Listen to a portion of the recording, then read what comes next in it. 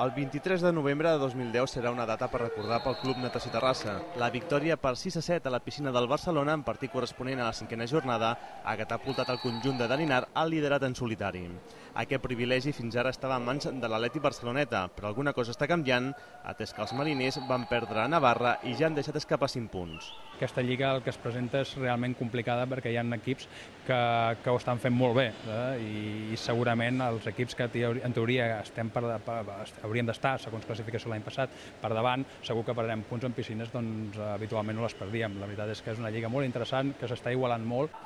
Els agarencs tenen presa la mida al Barcelona i el triomf encara té més mèrit amb la baixa per lesió de Sergi Mora, que no podrà tornar a jugar fins a principis de l'any vinent. Els homes d'Anar han sortit molt concentrats a la nova escollera, en un partit marcat per la intensitat defensiva.